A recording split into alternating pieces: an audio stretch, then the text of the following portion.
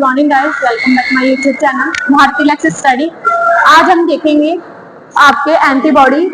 Antibody को आप क्या बोलते हैं? इम्यूनोग्लोबुलिन्स भी बोलते हैं। जो आपकी एंटीबॉडीज होती हैं आपकी बॉडी में, यानी कि एंटीजन के प्रति क्या करती है एंटीबॉडी, अपनी क्रिया को दर्शाती है, यानी कि इम्यून रेस्पॉन्स को दर्शाती है, जो क्या करता है आपकी बॉडी में रोगों से लड़ने की क्षमता आपको प्रदान होती है, जिससे आप रोगों से मुक्त होते हैं। वो आपकी क्या कहलाता है? एंटीबॉडीज कहलाता है। एंटीबॉडीज को आप दूसरा नाम भी कह सकते हैं इम्यूनोग्लोबुलिन्स।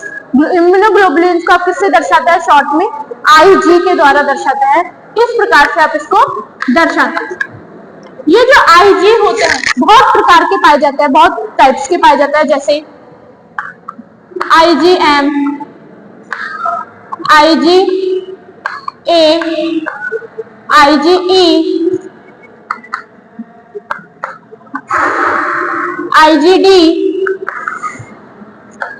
इस प्रकार से बहुत टाइप के पाए जाएंगे आपके आईजी यानी इम्यूनोग्लोबुलिन्स। और ये इम्यूनोग्लोबुलिन्स होता क्या है आपकी बॉडी में? एक प्रकार का प्रोटीन होता है। ये जो प्रोटीन होता है आपकी बॉडी में पॉलीपेप्टाइड चेन से मिलकर बना होता है, और पॉलीपेप्टाइड चेन में क्या पाए जाते हैं? आपके अमीनो एसिड्स उपस्थित होते हैं। तो अगर हम इसकी हिस्ट्री देखें तो हिस्ट्री में आप ये देख सकते हैं कि जो आपके अमीनो एसिड्स हैं, सॉरी आप कह सकते हैं इसको एंटीबॉडीज, जो आपके एंटीबॉडीज हैं, ये पिसेलियस और कामत नाम के एक साइंटिस्ट थे। उन्होंने क्या किया था? एंटीबॉडी को, इनकी एंटीबॉडी की रासायनिक प्रकृति यानी कि इसके जो केमिकल स्ट्रक्चर थी, केमिकल जो प्रकृति थी, नेचर था, केमिकल नेचर था एंटीबॉडी का, उसकी क्या की थी? इन्होंने स्टडी की थी। इन्होंने स्टडी के बारे में, इसके बारे में, एंटीबॉडी के बारे में पता किया था। अब आपके दूसरे साइंटिस्ट आते हैं एक पॉटर नाम के, जो 1950 में इन्होंने क्या किया था? एक पेपाइन नामक एंजाइम का खोज करके उसमें एंटीबॉडी की संरचना का क्या किया था? इसकी सहायता से, पेपाइन नामक एंजाइम की सहायता से क्या किया था? एंटीबॉडी की संरचना का, यानी कि जो पूरी की पूरी एंटीबॉडी की स्ट्रक्चर होती है उसकी संरचना का क्या किया था? पता किया था। और अब आपके नेक्स्ट जो आते हैं, नेक्स्ट साइंटिस्ट आते हैं कौन से? एल्डरसन और उनके साथी। एल्डरसन और उनके साथी ने क्या बताया था कि जो आपके एंटीबॉडी है, एंटीबॉडी में क्या पाए जाते हैं? आपकी अमीनो एसिड्स पाए जाते हैं, या फिर आपके एंटीबॉडी जो होती है उसमें पॉलीपेप्टाइड चेन पाई जाती है, और पॉलीपेप्टाइड चेन में क्या पाया जाता है? आपके अमीनो एसिड उपस्थित होते हैं। अब देखिए कि एंटीबॉडी की संरचना के बारे में देखें तो एंटीबॉडी की संरचना इस प्रकार से दिखाई देगी हमको। ये क्या होता है? आपके एंटीबॉडी एक प्रकार के प्रोटीन होते हैं। किससे बने होते हैं? आपके अमीनो एसिड से बने हुए होते हैं, निर्मित होते हैं ये आपके। और इनमें आपके निम्न प्रकार के आपके क्या पाई जाती है कि एंटीबॉडीज आपके एंटीजन पे क्या होती है? जब बाइंड होगी तो इम्यून रेस्पॉन्स को दर्शाती है, और इम्यून रेस्पॉन्स को जैसे ही दर्शाएगी इनकी आपके रोगों से लड़ने की क्षमता प्रदान करेगी। कैसे? जब एंटीजन पे एंटीबॉडी क्या होती है? बाइंड होगी, तब आपके इसको क्या कहेंगे? इम्यूनोग्लोबुलिन्स कहते हैं। अब देखिए इसकी संरचना हम इजी लैंग्वेज में देखें या इजी वे में आप देख सकते हैं इसकी संरचना कि आईजी यानी कि इम्यूनोग्लोबुलिन की संरचना किस प्रकार से दिखती है। आप अंग्रेजी शब्द वाई नाम आपने देखा होगा, वाई अक्षर आपने देखा होगा। जब ये वाई अक्षर इस प्रकार से आपको दिखाई देता है तो आपको इम्यूनोग्लोबुलिन यानी आईजी की संरचना भी इस प्रकार से दिखाई देती है। इस प्रकार से देखिए, इस प्रकार से दिखाई देती है।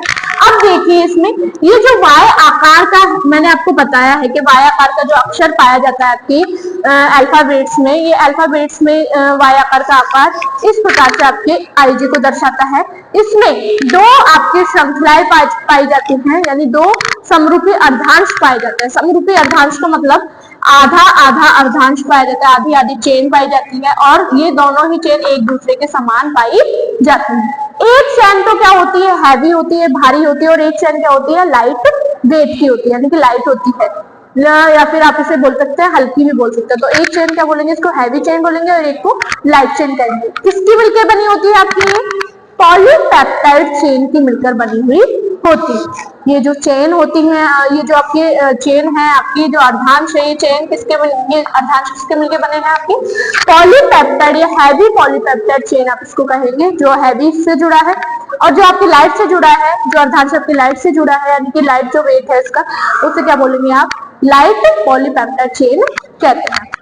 अब पॉलीपेप्टाइड चेन है तो पॉलीपेप्टाइड है तो ऑब्वियसली इसमें क्या पाया जाता है, कॉमन सेंस की बात है कि क्या पाए जाएंगे इसमें, अमाइनो एसिड्स उपस्थित होते हैं। ये जो अमाइनो एसिड्स होते हैं यानी कि हैवी में जो अमाइनो एसिड्स पाए जाएंगे वो कितने पाए जाएंगे, आपके 450 अमाइनो एसिड क्या होते हैं, उपस्थित होते हैं। और आपके लाइट में जो लाइट आपकी अमाइनो एसिड या लाइट आपकी पॉलीपेप्टाइड चेन है उसमें कितने अमाइनो एसिड्स पाए जाएंगे, 200 यानी कि 200 अमाइनो एसिड्स पाए जाते हैं। इनसे ये क्या होती है, निर्मित होती है। साथ ही ये आपके जो हैवी और लाइट यानी कि समरूपी अर्धांश जो जुड़े हुए हैवी चेन और लाइट चेन, ये किस बंधों के द्वारा यानी कि इनमें जो आपके बंध जुड़े हुए रहते हैं, ये बंध कौन से होते हैं, आपके डाई सल्फाइड बॉन्ड के द्वारा जुड़े हुए रहते हैं। इस प्रकार से ये डाई सल्फाइड बॉन्ड के द्वारा जुड़ी हुई रहती है।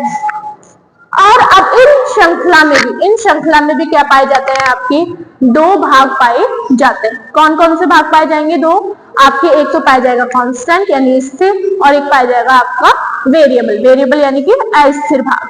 2 श्रृंखला आपके दोनों श्रृंखला है और दोनों श्रृंखला में ही क्या पाई जा रही है, आपकी 2 भाग पाए जा रहे हैं। एक में तो कांस्टेंट पाया जाएगा और एक में क्या पाया जाएगा, आपकी स्थिर भाग पाया जाएगा या फिर आपके अस्थिर भाग जिसे आप वेरिएबल कहते हैं। तो इस प्रकार से हम देख सकते हैं कि इस प्रकार से हमको आपकी एंटीबॉडी की संरचना दिखाई देती है। जो आपकी एंटीबॉडी की संरचना है, देखिए इधर इसमें वेरिएबल भाग भी जुड़ा हुआ है, आपके कांस्टेंट भाग भी जुड़ा हुआ है। यानी कि Cl का क्या मतलब है, आपकी constant light polypeptide chain. Bl का क्या मतलब है, वेरिएबल लाइट पॉलीपेप्टाइड चेन। और आपके नेक्स्ट है, इसमें क्या मतलब है इसका, Cl का क्या मतलब है, कांस्टेंट लाइट पॉलीपेप्टाइड चेन। इसी प्रकार से आपके ये संरचना दिखाई देती है। देखिए इस प्रकार से ये डाई सल्फाइड बॉन्ड से जुड़े हुए हैं, डबल एस है, डबल सल्फाइड बॉन्ड है, तो इसे क्या बोला है, इसे डाई सल्फाइड बॉन्ड। इस प्रकार से वाई आकार की अपन को दिखाई दे रही है। देखिए इस प्रकार से आपके वाई आकार की दिखाई दे रही है ना।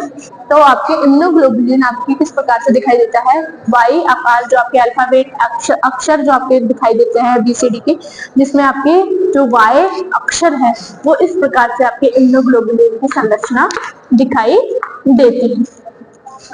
आज हमने देखा है इम्यूनोग्लोबुलिन क्या होता है। कल हम देखेंगे कि इसकी इम्यूनोग्लोबुलिन की आगे संरचना में कौन सी चेन किस प्रकार से जुड़ी रहती है, कौन सा बॉन्ड जुड़ा रहता है, इसमें क्या क्या पाए जाते हैं। तो सारा का सारा सब चर्चा हम आगे कक्षा में करेंगे। Thank you so much guys. अगर आपको क्लास पसंद आई हो तो लाइक करें, शेयर करें, सब्सक्राइब करें और अगर कोई भी डाउट हो तो कमेंट बॉक्स में कमेंट जरूर करें। Thank you so much.